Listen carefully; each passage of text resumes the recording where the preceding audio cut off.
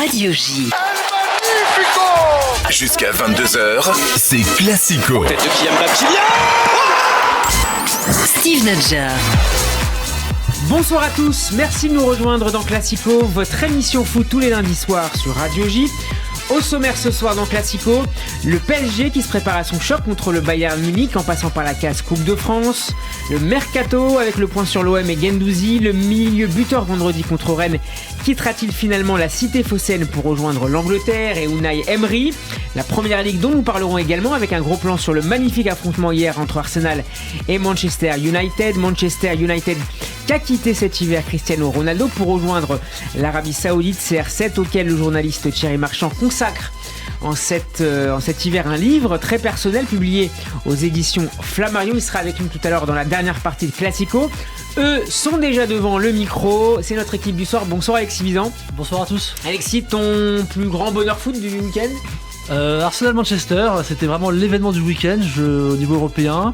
Tu peux dire que tu l'as vu avec tes enfants autour. Voilà, exactement, mais c'était un bon match. Et puis aussi Bayern-Leipzig, parce que c'était la reprise de la Bundesliga, et comme le PSG joue le Bayern, forcément on s'y intéresse.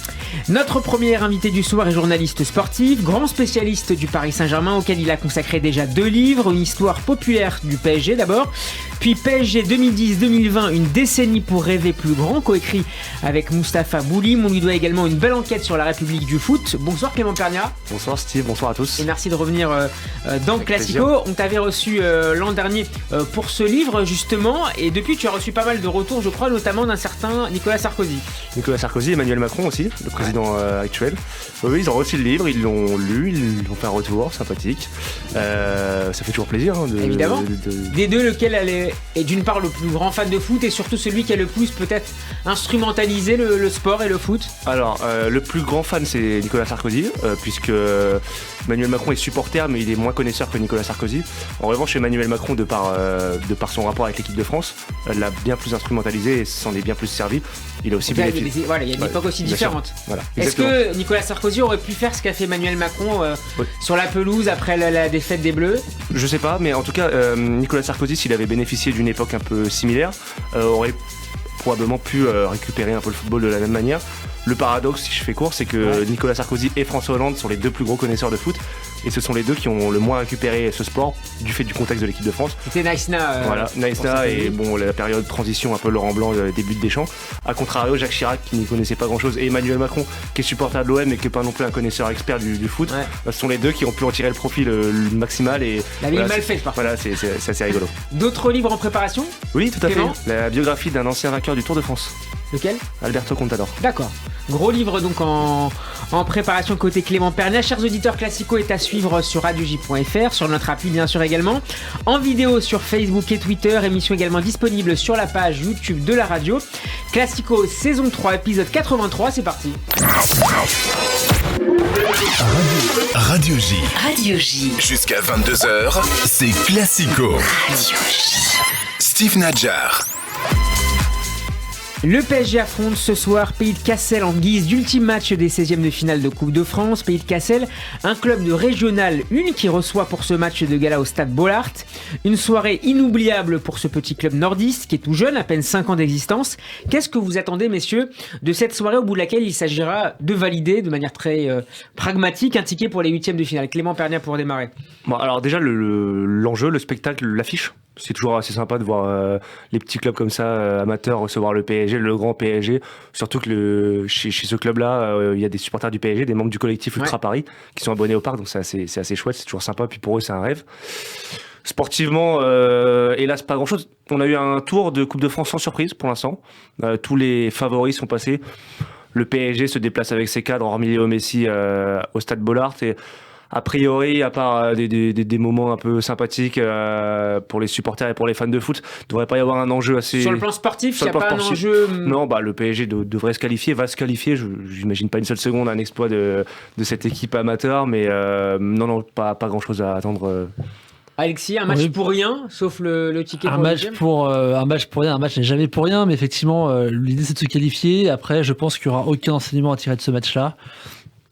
c'est le charme de la Coupe de France, donc il y en a qui aiment bien, d'autres qui aiment moins, avec l'afflux de matchs, il y en a qui aiment moins. Mais Est-ce qu'il existe toujours d'ailleurs ce charme de la Coupe de France quand alors, on voit que les grands ce que Clément mettait un peu en avant, c'est que ce fois. week-end-là, effectivement, il y a eu moins. Je pense aussi que on pourrait en parler, mais l'absence des prolongations joue aussi sur l'absence de surprise et que sur l'aspect un peu charme de la Coupe de France.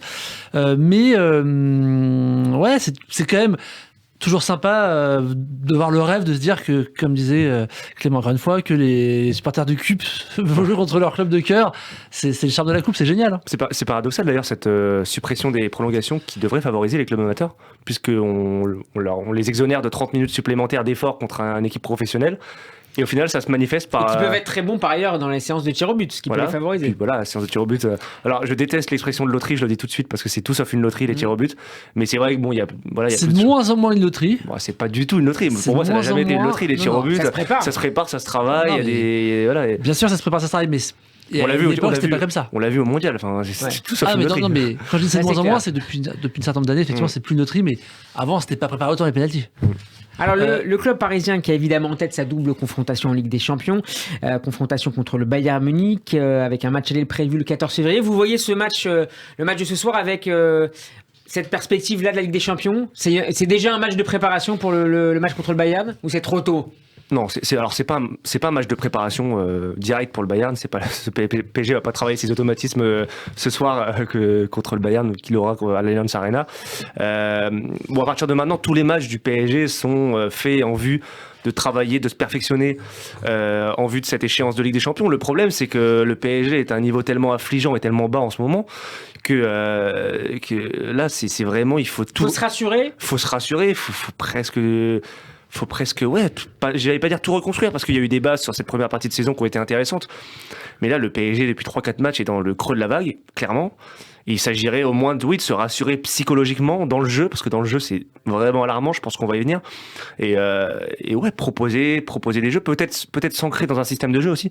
On a vu que ça fluctuait pas mal ces dernières semaines au PSG. Un coup, une défense à 3, on a vu que ça marchait plus du tout, ça faut arrêter. Notamment avec Ramos, qui est clairement plus haut niveau de ce PSG-là. Ouais, Ramos, c'est un peu le bouc émissaire. C'est vrai qu'il est pas terrible, hein. C'est un peu le bouc émissaire de tout le reste qui est vraiment affreux. Marquinhos, ça fait 1 an qu'il est plus là. Kimpembe est blessé, puis devant ça défend pas, donc forcément les défenseurs sont exposés. Enfin, c'est toute une animation offensive et défensive qui est complètement stérile et complètement clérosée depuis des semaines. Donc là, il s'agit vraiment de retravailler ça. Voilà, se rassurer, reposer des bases, remettre en jambe des joueurs qui ne le sont plus, peut-être mettre un peu plus d'intensité et puis puis se rassurer psychologiquement, aller chercher une qualification qui fera du bien à tout le monde. Alexis, faut se rassurer ce soir? Alors, c'est pas ce soir qu'il faut se rassurer. Je pense que ce soir, sans être négligent vis-à-vis du Pays de Cassel, l'idée c'est plus une préparation athlétique, j'ai envie de dire, pour que les joueurs emmagasinent du temps de jeu. Les 3 matchs de championnat qui sont arrivés, dont je regardais un peu pendant que Clément parlait, mais donc il y a Reims, il y a Montpellier et Toulouse, qui sont pas non plus des foudres de guerre. Ouais. Mais justement, c'est là où on va attendre l'intensité, et finalement, il n'y aura pas de vrai test de haute intensité.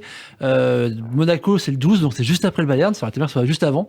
Ah non, le 12, c'est juste avant. C'est juste avant, c'est le 14. Pardon, le 12, c'est le 14, effectivement. Donc il y a Monaco juste avant, excuse-moi, c'est Monaco juste avant. Donc c'est dimanche pour mardi, en fait, c'est ça, le match. Non, c'est pas possible, ça sera le 11 du coup. Ça sera vendredi, Ça va être avancé. Ou le 10. Enfin, le week-end du 12. Mais non, ça sera Monaco, en fait, justement. Monaco va servir de véritable test, et en fait, il y a une montée en température qui doit s'afficher avant, et le match contre Monaco va être important. Mais je pense que Paris sera là contre le Bayern, de manière générale, quand ils se font éliminer, ils sont toujours là sur au moins un match. Donc ils seront là, ils seront prêts pour ce match-là. Dans le passé, c'était à Munich d'ailleurs. Voilà. La dernière confrontation, le PSG avait. Oui, exactement. Exactement, c'était à Munich, au match aller. Avec un excellent Neymar notamment. Exactement. Alors le Bayern qui a concédé un nouveau nul ce week-end vendredi contre Leipzig, un but partout. Le Bayern qui pourrait ne pas compter contre Paris sur Sadio Mané. L'attaquant pourrait être en effet absent au moins pour le match aller. Si l'on ajoute, messieurs, les forfaits de Manuel Neuer dans les cages, de Lucas Hernandez en défense, c'est une équipe bavaroise finalement assez largement affaiblie que va affronter Paris. Oui, et du coup moins dangereuse. Oui, c'est une donnée à prendre en compte. Tout comme il faut prendre en compte l'affaiblissement du PSG, qui pour l'instant est privé de Kimpembe. Nuno Mendes devrait revenir, mais on ne sait pas trop dans quelle forme. Verratti n'est toujours pas revenu. c'est des joueurs qui a priori vont revenir, hein. Mais aujourd'hui le PSG ne peut pas compter sur ces joueurs-là. Mukiele est forfait, il sera sûrement, est absent, il sera sûrement forfait pour le match. C'est quand même l'une des satisfactions depuis ces dernières semaines. Donc, Bon, on n'est pas dans le même registre que les 3 que je viens bien de sûr que citer non, tout à l'heure, hein. mais plus pour l'instant le PSG aussi dans son effectif un Neymar qui n'est pas là, hein, qui est là sans être là, qui n'a pas toujours repris son rythme. Donc on peut éventuellement se rassurer, comme tu le dis, des forfaits adverses. Mais attention, hein, c'est des formations, même le PSG d'ailleurs, c'est des formations et des clubs qui ont suffisamment de joueurs pour les remplacer. Je pense que les joueurs qui seront alignés d'un côté ou de l'autre seront au niveau. Je pense qu'il ne faut pas se réjouir de ce genre de choses et il ne faut pas se rassurer. Voilà, si Messi ou Mbappé n'étaient pas là, ça aurait peut-être changé la donne, mais voilà, là, des joueurs dont on parle, il y a suffisamment de matière pour les remplacer. Alors on va écouter Christophe Galtier en conférence de presse. Christophe Galtier qui ne prend pas ce match de Coupe de France à la légère, on l'écoute. La meilleure équipe possible sera alignée lundi en Coupe de France. Il n'y a aucune raison dans cette période-là de la saison où les matchs sont... les semaines sont très aérées, puisque je veux retrouver des automatismes, puisque l'on veut retrouver du rythme et de l'intensité et des automatismes. Il n'y a aucune raison, et ça serait même stupide, de faire certaines turnovers, mais non, on aura une équipe très très très compétitive et très proche de ce qu'elle peut être en championnat. Alexis, il a raison de ne pas faire tourner ce soir. Bon, Messi est absent, hein, mais au-delà de ça... Je pense aussi de la com, il est vraiment justement en une sorte d'opération commando par rapport au Bayern, et que par rapport à ça, il est complètement dans son rôle, en impliquant les joueurs. Il y a un discours mobilisateur qui justement amène de l'exigence. C'est-à-dire que l'idée, c'est d'être exigeant à tous les matchs, et là, il veut montrer que lui, en tant qu'entraîneur du PSG, il attend de ses joueurs la même exigence à tous les matchs. Bon, est-ce que c'est pas le moment de faire tourner, de permettre à des joueurs qui jouent peu de revenir, de continuer à concerner l'ensemble du groupe? Mais je pense qu'il le fera. Cassel. Je pense qu'il le fera au cours du match. Il fera rentrer. Je suis sûr qu'il fera rentrer les jeunes. Mais il fallait pas faire l'inverse. Démarrer. Clément, je sais pas ce que t'en vois. Il fallait pas faire C'est une l'inverse. question de communication. Le problème, c'est qu'ils sont tellement mauvais. Si en plus tu les fais pas jouer, les titulaires, ça va être compliqué. C'est là, comme tu l'as dit, on est en phase de préparatoire pour la Champions League. Si tu mets pas ces joueurs-là, là, il dit clairement dans son texte, dans ses mots, qu'il faut travailler les automatismes, qu'il faut retravailler un système, qu'il faut retravailler une animation. Il serait stupide de faire un certain turnover. Oui, je pense que dans sa vision des choses, Galtier, ce qu'on peut pas lui enlever, contrairement à son prédécesseur, c'est que les constats sont justes. Les mots sont posés, les constats sont justes, il y a une forme de lucidité.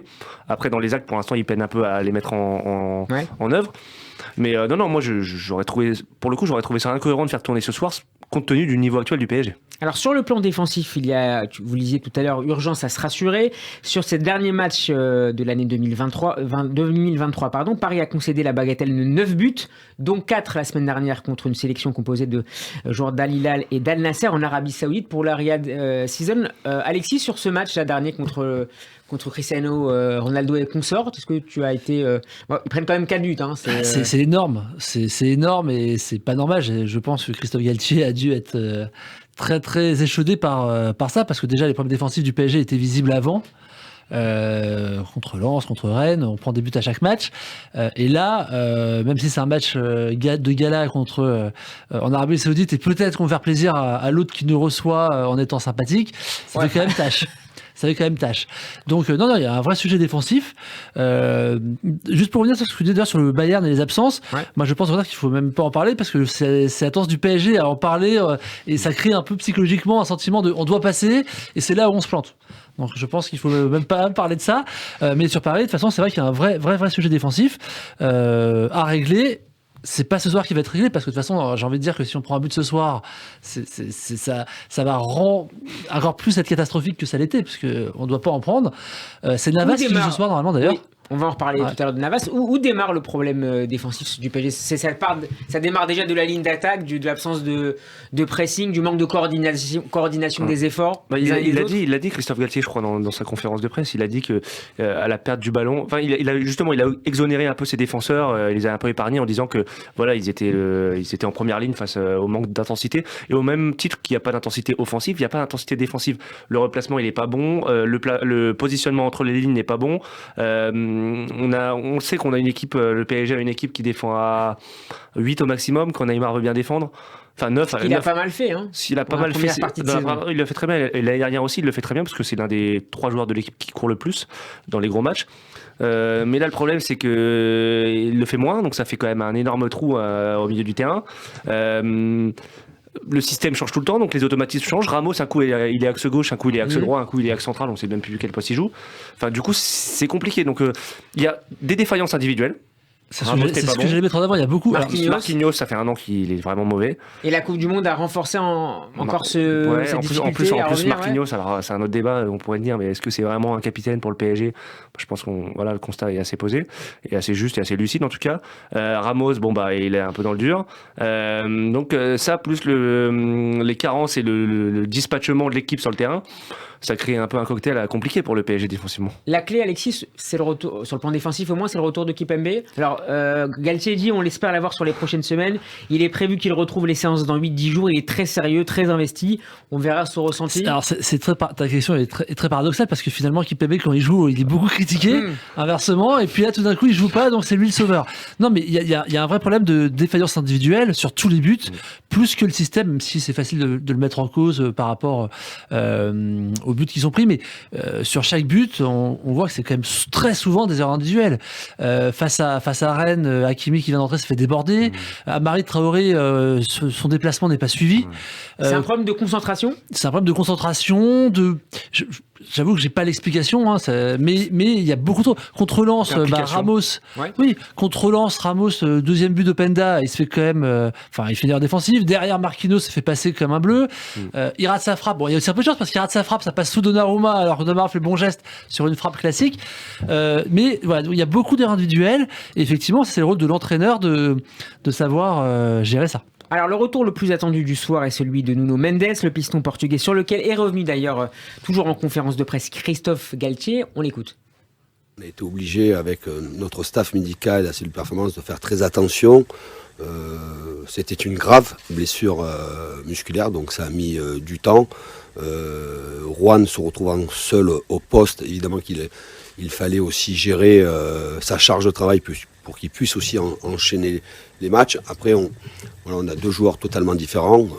Juan qui est un joueur de petit espace, Nuno qui est un joueur très intense et très vertical. Évidemment que dans le jeu que nous souhaitons avoir, on est à la recherche d'intensité et de verticalité, ce que nous avons perdu sur les dernières semaines. Galtier a un peu tout résumé finalement, intensité, verticalité, ce qui marchait avant, ce qui a plu aujourd'hui, voilà l'objectif. Alors c'est à la fois un tag sur Bernat, mais Bernat, on sait qu'il a perdu sa place par rapport à Nuno Mendes, et donc c'est aussi un tag un peu sur le recrutement, parce que finalement, c'est-à-dire qu'en fait il n'y a pas de remplaçant qui apporte de la verticalité. C'est un autre style de jeu. Oui, mais sauf que ça ne correspond pas à ce qu'il recherche. Après, moi je trouve que Nuno Mendes c'est très très fort. À chaque fois que je le vois jouer, il est vraiment. On attend aussi pareil en termes de verticalité beaucoup de Renato Sanchez qui va revenir au milieu. Oui, d'ailleurs c'est l'un des plus gros attentes du staff actuellement, c'est le retour de Renato Sanchez qui devrait justement apporter cette verticalité. Tu l'as très bien dit. Mais tu y crois ça, Clément ? On sait qu'il a des phases où il est brillant, Renato Sanchez, d'autres où il redescend, il se blesse souvent. Non, j'y crois. Là, tu me poses la question aujourd'hui. Non, j'y crois pas parce qu'il est pas fiable physiquement. Ses qualités intrinsèques, oui, j'y crois. Je crois qu'il peut apporter ça, mais je crois pas. J'attends de voir avant de croire. Moi, je veux voir avant de croire. Pour moi, Sanchez, c'est un peu un joueur que j'appelle un joueur Di Maria. J'aime beaucoup Di Maria, mais Di Maria, c'est soit il est exceptionnel, soit on ne le voit pas. Sauf que Di Maria, on l'a vu quand même pas mal d'années. Di Maria, on l'a beaucoup plus appareil que Sanchez. C'est pas du tout, je compare pas par rapport à l'historique du PSG, mais je veux dire que justement, Sanchez, c'est un peu pareil. C'est-à-dire que, à Paris, il a rien fait pour l'instant, mais sur un bon jour, on sait qu'il peut être très fort, mais est-ce que ça sera le bon jour ? Alors, on va poser la question, messieurs, à notre premier auditeur, Mickaël. Bonsoir, Mickaël. Bonsoir. Merci d'être avec nous. Comment tu prépares ou t'attends ce match d'abord de Coupe de France, puis surtout celui contre le Bayern Munich en Ligue des Champions, avec plutôt de l'optimisme malgré tout? Le match de ce soir, j'y attends rien, quoi. On est sur une pelouse qui va être classique de Ligue 1, donc voilà, donc ça va pas être le champ de patates qu'on peut rencontrer en Coupe de France. Donc normalement, il ne devrait pas y avoir de grosses blessures, ça devrait jouer sereinement. Donc en vrai, le match de ce soir, moi j'y attends rien, ça devrait passer tranquillement. Par contre, le match contre le Bayern, oui, effectivement, là c'est un autre sujet. Neymar, depuis la Coupe du Monde, physiquement et moralement, il est complètement détruit. Messi, il faut voir s'il va continuer dans sa lancée de Coupe du Monde ou s'il a vraiment un objectif de gagner avec des champions. Tu y crois Tu penses que là, il a encore des objectifs cette saison au-delà de la Coupe du Monde remportée donc? Je sais pas, c'est l'interrogation. Est-ce qu'il a envie de continuer sur sa saison, d'aller peut-être potentiellement aller chercher un ballon d'or en bloquant l'affaire avec une nouvelle Ligue des Champions? C'est l'interrogation. Mbappé, il n'y a aucun doute. Enfin, lui, il va être focus. Donc voilà, sur les trois, il y a vraiment de l'interrogation. La défense, aujourd'hui, c'est une catastrophe. Ramos est complètement dépassé. Le retour de Kimpembe fait autant peur, voire plus, parce qu'on ne sait pas où il en est et il n'a jamais montré de grandes garanties. Mickaël, quand on parle de Skriniar, alors le défenseur de l'Inter qu'on annonce à Paris l'été prochain, certains ont évoqué même la possibilité qu'il arrive lors de ce mercato. Est-ce que ça serait un grand plus pour la défense du PSG, pour le système défensif parisien, pour terminer la saison? C'est un bon défenseur, mais franchement, je vois pas ce qu'il pourrait apporter de plus par rapport à ce qu'on a actuellement.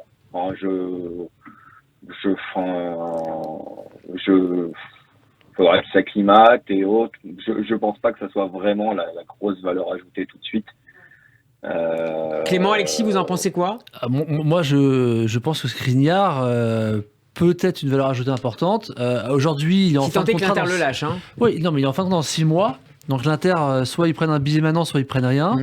On parle de 10-15 millions. Voilà, exactement. 15-20 millions par rapport au problème défensif du PSG actuel.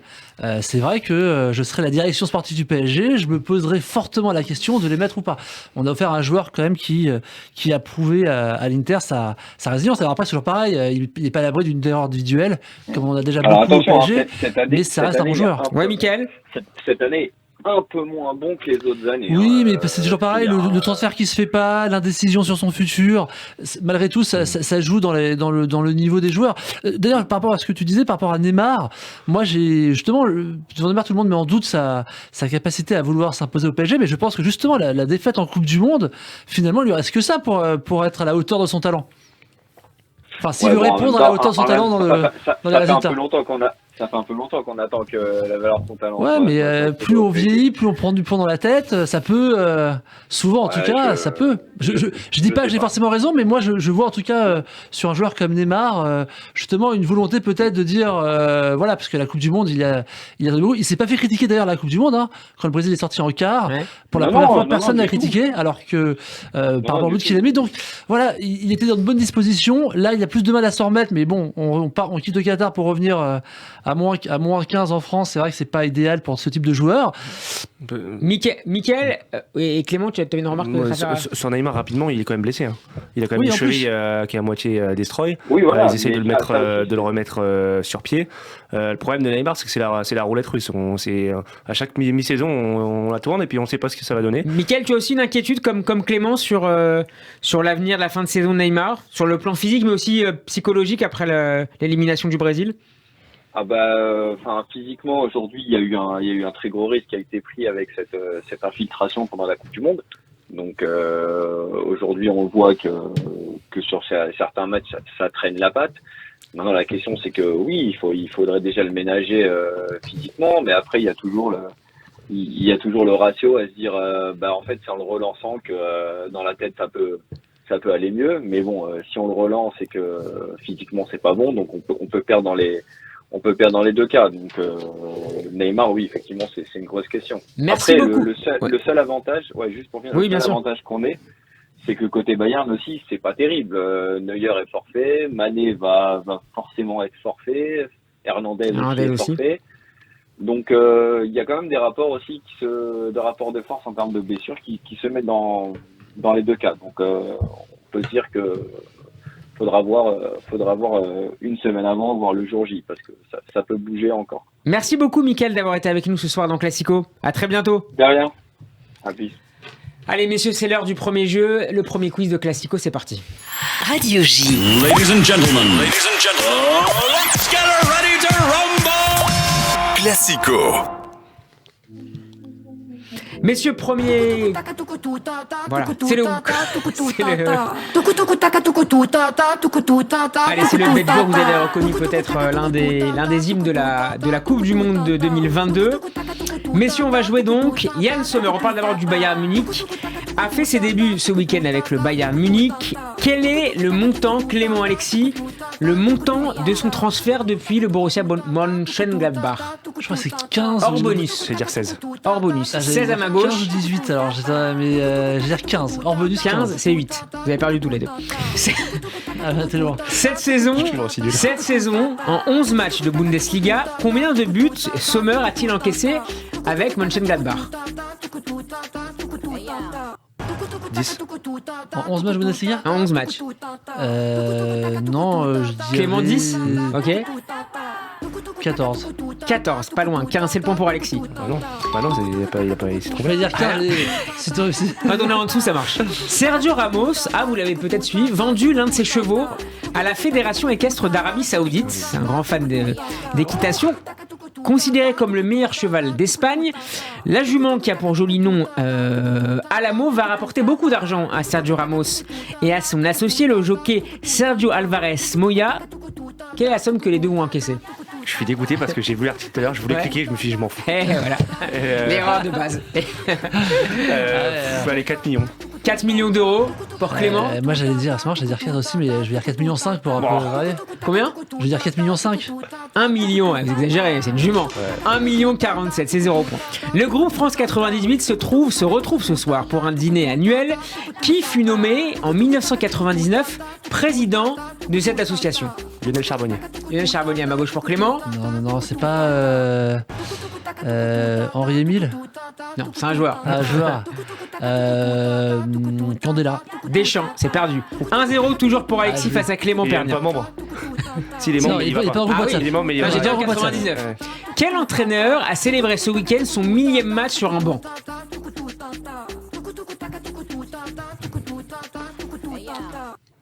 Millième match sur le banc. Ouais, son millième match sur un banc. On a 10. Non, bon, millième match, c'est un grand coach. Européen ou... Européen, oui, c'est un oui. Non, mais un coach européen ou un coach... Européen. Ancelotti. Non. Ah non, c'est pas assez. alors. Pas Mourinho. Non. Jürgen Klopp. Sur ces 1000 matchs, combien en a-t-il joué, enfin a-t-il entraîné le club de Liverpool? Combien de matchs de Klopp à Liverpool? Sur 1000 matchs. Sur 1000 matchs, je dirais 300... Ah oui, t'as 340. Dortmund, hein, notamment. 480. Combien 480. Non. 480 et 340. Ah, il y a 411, c'est lui qui prend le point. Alexis, 2-0. Quand s'achève le contrat de Klopp avec les Reds? Ah bah cette saison, enfin, 2023, là. 2023. 2023 là. Non, 2023. 2024. Ah, 24 alors. 25. 2027. 2026. Messieurs, vous êtes... Ah ouais. ça va pas. En Allemagne, Randal Colomwani a réussi sa 10e passe décisive de la saison en combien de matchs? 8. 8, 9. 9, 15, c'est le point pour Clément qui revient.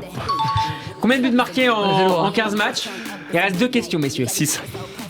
6, Non, il y a eu moins et je dirais 3. 5. Alexis, tu passes devant. Allez, le dernier point. Il a dit 3, j'ai dit 6. Ouais, mais t'es au-dessus. Le juste prix. L'attaquant, c'est la dernière question du premier quiz. L'attaquant camerounais Vincent Boubacar a quitté le club d'Al Nasser à la suite de l'arrivée de Cristiano Ronaldo. Où vient-il de Beşiktaş, s'engager? Beşiktaş. Beşiktaş. Ah, c'est Alexis la victoire. Ça j'avais. Ah, la victoire. T'as Non, mis un. non, t'es beaucoup, là. Ça fait un beau match de Coupe de France. Hein. Allez, on enchaîne avec le mercato.